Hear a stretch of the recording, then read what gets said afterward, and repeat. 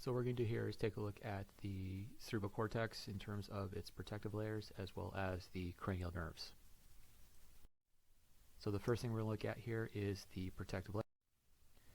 In terms of the protective layers, we have three tough layers of continuous connective tissue that are going to connect the cerebral cortex to the surrounding cranial bones and for the spinal cord to the surrounding vertebrae. These are the dura, the arachnoid, and the pia, where the pia is the deepest and the dura is the most superficial. These layers are going to run continuous and contiguous with each other from the cranium all the way down through the spinal cord and the surrounding vertebral layers. So here we are looking at the layers of the meninges as seen around the sagittal fissure. So what we see here is we see the dura mater, which has two distinct layers to it. We have the fibrous and the bony connective tissue. We have a space in between those two layers known as the subdural space. The subdural space is filled with the cerebrospinal fluid. We also have the arachnoid mater. The arachnoid mater is primarily loose areolar connective tissue that's going to provide space for the blood vessels. This area here is sometimes referred to as the subarachnoid space within the arachnoid mater. If you notice, there are what are referred to as the arachnoid granulations. The arachnoid granulations are projections out into the subdural space that allows for fluid to move from the arachnoid space into the subdural space and into the sinuses to be removed through circulation. The most superficial layer is going to be the pia layer.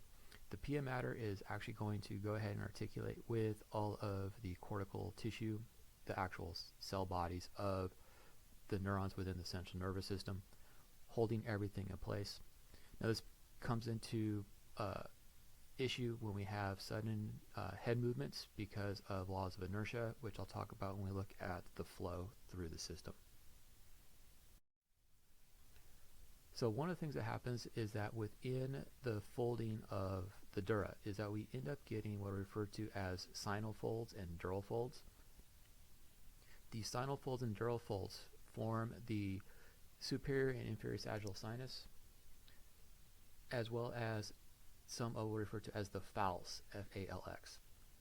What the falces are fibrous connective tissue that is going to separate hemispheres from each other, as well as separate the hindbrain structures from the midbrain structures and the forebrain structures. Now the sinuses are going to act like veins in which they're going to be draining fluid from the cerebrocortical area to the internal jugular to exit through the jugular foramen as it heads back into circulation. People who happen to have hydrocephaly end up usually have a blockage along one of the sinal regions, which we'll talk about when we look at the blood flow and the venal flow heading out of the cranium.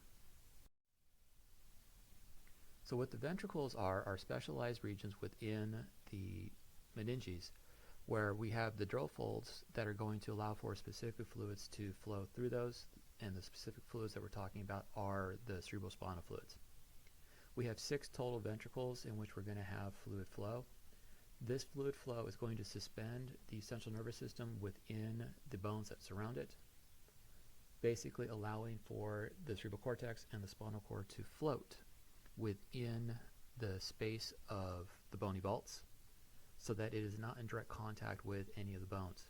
This acts as a protective measure against sudden movements. The problem with this is that any change of fluid within the body is going to change the fluid within the cerebrospinal fluid. Any pressure changes within the blood vessels is going to change the amount of cerebrospinal fluid. So here are the ventricles in terms of layout. So we have the 2 lateral ventricles that are going to be deep within the parietal and frontal lobe. We then have the 3rd ventricle, which is going to be surrounding the midbrain structures. Those are going to drain into the cerebral aqueduct, which is going to junction with the 4th ventricle and then form into the central canal of the spinal cord. Now within these folds, within the ventricles as well as within the subdural space, what we get is we get fluid flow of cerebrospinal fluid. Now notice the arrows. So we have basically three areas of choroid plexal production. Now the choroid plexus, remember, is secretory epithelial cells that will be producing the cerebrospinal fluid. These pulse with a pulse of blood flowing through the arterioles within the area, where we get a maximum amount of cerebrospinal fluid being formed in the last third of the systole, the contraction of the ventricle. The cerebrospinal fluid will then pulse through, follow the wave, follow the arrows, through the lateral ventricles into the cerebral aqueduct, into the fourth ventricle, down through the central canal, into the cauda equina of the spinal cord, and then back up and around, exiting through those arachnoid villus that I pointed out on the other slide, to go into the sagittal sinuses to be recollected within the venal flow exiting through the internal jugular. This is fluid flow is going to ensure that the cerebral cortex and the spinal cord are not in direct contact with any of the bones. Now remember, the bony architecture is extremely jagged and extremely rough, and the neural tissue is not very solid. And so if we have this very jagged structure knocking up against something that is not very solid, what ends up happening is we can have a high amount of damage. And so if you look at the paper that I provided to you in the special considerations as it relates to concussions, the concussion comes about because of the fact that the inertial movement of the cerebral cortex is delayed relative to the inertial movement of the head. And what this means is that the cerebral cortex is going to be able to jostle within the cranial vault. But the problem is that there's only so much space for it to jostle before it ends up striking one of the bony structures. And this causes the contusion, which leads to the concussion issues. So let's take a look at the cranial nerves. This is the last part of the cerebral cortex that we have to look at, even though these are really peripheral nerves. So these are specialized peripheral nerves that are going to exit through one of the foramens that we looked at within the skull. They're going to control special sensations, visceral and somatic motor control within the face and the neck, and then autonomic physiological regulations. Now, I've given you a packet, given you a table in the packet for you to use as we go through this, so please make sure you have that packet. So here are the cranial nerves. There's two ways in which we can reference the cranial nerves. We can reference the cranial nerves based off of Roman numerals, or we can reference them based off of names. Whenever we use the name, we always put a big N after it. If we use the Roman numerals, then we use the abbreviation CN, capital C, capital N. So cranial nerve 1 is the olfactory nerve. The olfactory nerve is going to be exiting through the olfactory epithelium within the cribriform plate and the olfactory foramina. It's going to provide a special sense, and the special sense it's going to provide is going to be olfaction. Cranial nerve number 2 is the optic nerve. The optic nerve is going to be exiting through the optic canal. It's going to provide a pathway for special sense, and the special sense it's going to provide is vision. Cranial nerve number 3. Cranial nerve number 3 is going to exit with cranial nerve number 2 through the optic canal. This is the oculomotor neuron, oculomotor nerve. The oculomotor nerve is going to be responsible for eye tracking and pupillary light reflexes, changing the diameter of the pupil to either dilatate or constrict. Cranial number 4 is the trochlear. The trochlear nerve is going to go to the extraocular muscles, the superior rectus, inferior rectus, medial rectus, as well as the oblique muscles of the eye. And it's going to be involved with eye tracking, just as the oculomotor will be. Cranial number 5 is the trigeminal nerve. There are 3 branches to the trigeminal nerve. The trigeminal nerve is going to be responsible for sensation to the face. This includes the ophthalmic, the maxillary, and the mandibular branches. Along with giving us sense of sensation to the face, tactile sense, it's also going to be involved with special sense, in particular taste, within the oral opening.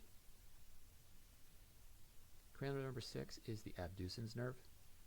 The abducens nerve is going to head through the optic canal, and it's going to go to the lateral rectus muscle of the eye, and it's going to provide for abduction, lateral tracking of the eye. Cranial nerve number 7 is the facial nerve. The facial nerve is responsible for motor control and coordination of face movements. This is the nerve that gets impacted when we have issues like Bell's palsy, leading to partial facial paralysis due to demyelination of the nerve and the neurons within the nerve, slowing down the rate at which the motor control can be sent. Cranial nerve number 8 is the vestibulocochlear. The vestibulocochlear nerve is going to head through the internal auditory meatus out to the cochlea to provide special sense of hearing, and to the saccule and utricle, as well as to the semicircular canals to allow for sense of vestibular sense. Cranial number 9 is the glossopharyngeal. The glossopharyngeal is going to be responsible for motor control within the laryngeal region. Cranial number 10. Cranial number 10 is the vagus. The vagus is probably the most important of the cranial nerves. It is a visceral sense nerve, but at the same time it's an autonomic motor nerve, and it controls the parasympathetic responses and sets what's referred to as autonomic tone within the body. Cranial nerve number 11 is the spinal accessory. Here it is indicated as accessory. This is a motor nerve, and it's going to be responsible for the ability to cervically extend the head and neck. Cranial nerve number 12 is the hypoglossal. The hypoglossal, just like the glossopharyngeal, is going to be responsible for motor control. This one's going to be involved with things like movement of the laryngeal areas, as well as movement of the throat. So what you want to do is go through the table and correlate where you see the cranial nerve to its exiting as well as to its overall function. One of the things you should note is that we number these from the most rostral to the most caudal, from the closest to the nose to the closest to the tail, as well as the most anterior superior to the most posterior inferior, based on where they originate. So some of them look like they're out of place. And the reason why they look like they're out of place is because of what we're going to see next. And that is, where do they actually originate? And so if you look at this diagram here, you'll notice that some of the nerves, even though we see them above where we would see them in terms of numbering purposes, their origin is actually inferior to the origin of some of the other nerves. And so that's why we have the numbering pattern that we have in terms of things like cranial nerve 12 being superiorly seen before we see cranial nerves 10 or 11. So notice where we see the origin for most of the nuclei for the cranial nerves after cranial nerve 2 and cranial nerve 1 are all going to come from either the midbrain structure, cranial nerves 3, 4, and 6, or from the pons and the medulla for cranial nerves 5, 7, 8, 9, 10, 11, and